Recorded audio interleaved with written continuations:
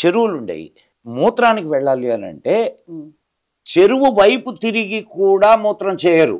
అర్థమవుతుందా? అంటే చెరువుకి ఆపోజిట్లో తిరిగి మూత్రం చేస్తారు. అంత అంత పవిత్రంగా చూస్తారు.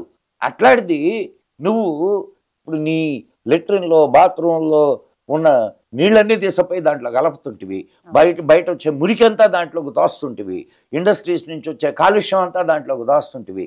ఇంకేందమ్మా నీకు నువ్వు నీటికిచ్చే? ఇంకా ఇప్పుడు ఏదైనా ఒకటి గుర్తుపెట్టుకోమ్మా, ఇట్స్ ఎ వెరీ రెసిప్రొకేటివ్. నువ్వు ప్రకృతి నువ్వు వేరు కాదు. ప్రకృతిలో నువ్వు ఒక భాగం. ఎప్పుడైతే ఈ రెసిప్రోసిటీ లేకుండా పోద్దో ప్రకృతి నిన్ను ఖచ్చితంగా ఆ ఖర్చును తీర్చుకుంటుంది.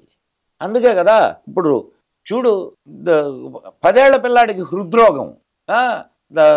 కోర్స్ నాకంటే చాలా ఏళ్ల తర్వాత కళ్ళద్దాలు వచ్చినాయి. కళ్ళద్దాలు రావడానికి కారణం కానీ ఇప్పుడు చాలా చిన్న పిల్లలకు కళ్ళద్దాలు, గుండెల్లో హోల్స్, 20 ఏళ్లకు గుండెపోటుతో మరణించినటువంటి సంఘటనలు ఎట్లా జరుగుతున్నాయి?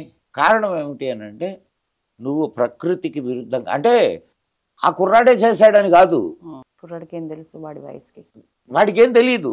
కానీ మనం అంతా కలిసి చేస్తున్నది వాడికి తగులుతోంది, మనకు తగులుద్ది.